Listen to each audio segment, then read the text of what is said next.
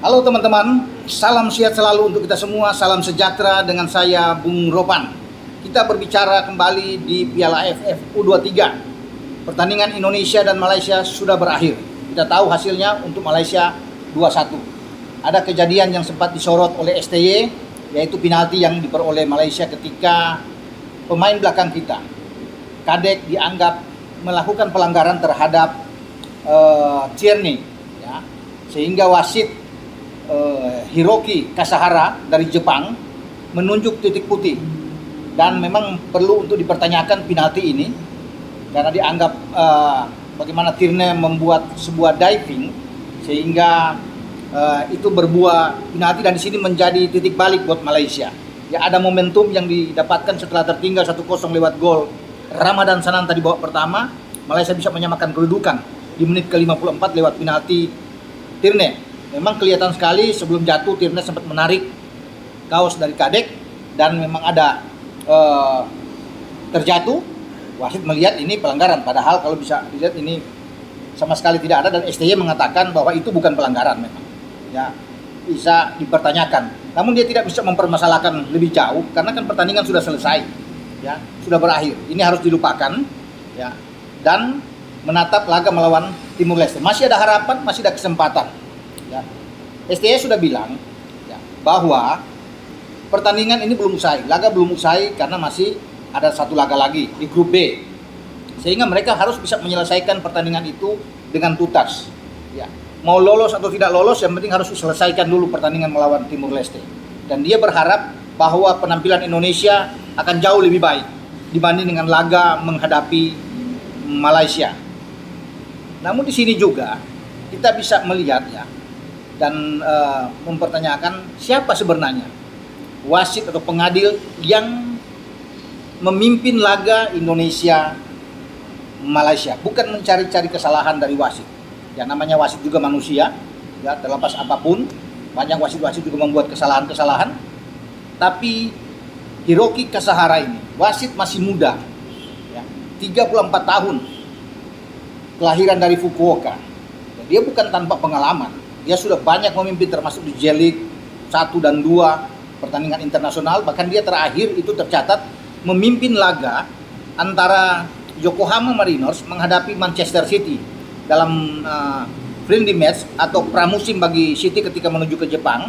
Itu pada bulan lalu, tepatnya 23 Juli, ya, di mana hasil akhirnya Manchester City memang menang dengan 5-3 ketika saat itu, dan 2 diantaranya gol dari pasukan Pep Guardiola dibuat oleh Erling Haaland. Nah, yang memimpin pertandingan adalah Hiroki Kasahara ini, dan dia mengeluarkan 5 kartu kuning dalam pertandingan tersebut. Kalau kita tarik dengan Indonesia melawan Malaysia kemarin di Provinsi Ranyong, pertandingan pertama grup B, dia mengeluarkan 7 kartu kuning, 4 diantaranya oleh Indonesia dan 3 untuk Malaysia. Dan ini wasit walaupun masih muda, tapi dia sudah punya jam terbang untuk memimpin sekitar 195 pertandingan yang dia sudah pimpin. Tapi kalau untuk di AFF U23 ini baru pertama kali laga Indonesia melawan Malaysia.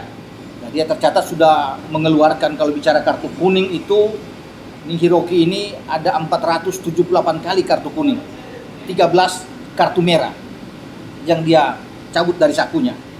Nah, yang menarik, berapa penalti? Nah, kalau penalti kemarin yang diberikan dia ketika Tierney terdapat di situ, dia melakukan diving dan berbuah penalti, ini gol masuk yang dibuat oleh Tierney juga, itu sudah yang ke-56 kali kalau nggak salah, ya. Bagaimana Hiroki ini menunjuk titik putih dengan 56 kali penalti sepanjang karir dia. Dan diharapkan memang pertandingan-pertandingan selanjutnya STY mengingatkan untuk, ya, paling tidak wasit-wasit lain yang akan memimpin lah. Jangan kembali dia yang akan memimpin pertandingan ini, karena memang masih ada rasa trauma kalau Indonesia lolos. Karena peluang Indonesia itu akan tergantung nantinya dalam pertandingan bukan di grup C, karena grup C itu diuntungkan dengan Laos dan Filipina bermain imbang. Nah, 2 tim ini kan akan bertarung melawan Vietnam. Ya, Vietnam pasti juara di grup C, tapi ada di grup A memang. ketika Thailand menang, Kamboja menang, dan sekarang akan ditentukan laga ke depan. Memang akan hitung-hitungan itu tidak akan dihitung dengan peringkat keempat, hanya akan dihitung dengan peringkat pertandingan peringkat 2 dan 3. Nah, ini masih memungkinkan bagi Indonesia untuk bisa lolos, apalagi kalau Myanmar mampu menahan imbang Kamboja atau Myanmar bisa menang melawan Kamboja. Ini kan jauh lebih bagus. Kalau bicara Thailand, pasti sebagai tuan rumah mereka akan lolos ke babak selanjutnya. Sehingga fokus bagi STY adalah Timur Leste. Tidak boleh dilewatkan. Dia ingin menang bukan saja dengan 1-0, 2-0, mungkin menang dengan gol yang banyak. Sehingga hitung-hitungannya ini kan akan sangat berarti, berpengaruh bagi Indonesia. Ketika ada poin yang sama dengan grup yang lain, hitungan golnya ini kan menentukan. Jadi kalau kita bisa menang 5, 6, 7 gol, ini akan jauh lebih baik bagi Indonesia menghadapi Timur Leste. Ya, masih menjadi tanda tanya memang, apakah kita bisa mencapai gol demikian banyak. Tapi dalam sepak bola semua bisa terjadi, dan secara kualitas kita masih di atas Timur Leste. Semoga anak-anak sudah melupakan hasil pertandingan melawan Malaysia, karena pertandingan ini boleh dikatakan pertandingan yang seru melawan Malaysia, dan sudah diakui bahwa pelatih Malaysia juga, Ella Farasan, mengatakan sebenarnya berimbang sih, pertandingan 50-50. Namun tim dia mendapat keberuntungan memang dengan adanya penalti dan juga dengan gol kedua yang datang dari Tirne. Mereka mengakui Indonesia tim yang bagus dan juga kesulitan mendapatkan pemain terbaik ketika datang ke Thailand. Demikian juga dengan Malaysia yang agak kesulitan juga mendapatkan pemain ketika datang ke Thailand, sama-sama kehilangan pemain-pemain terbaik, dan Malaysia tetap respect dengan Indonesia. STY juga demikian, dia mengatakan dia respect dengan Malaysia, namun tetap dia memberikan motivasi, semangat terhadap Bagas Kava dan kawan-kawan untuk menatap laga selanjutnya, Timur Leste yang menjadi incaran. Jadi sampai di sini pembicaraan saya untuk melihat wasit Hiroki dan juga peluang kita untuk menghadapi Timur Leste.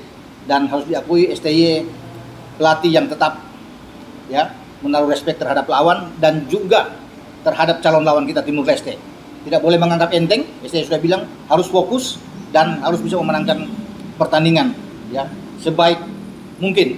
Dengan saya Bung Ropan berbicara di sini. Ciao.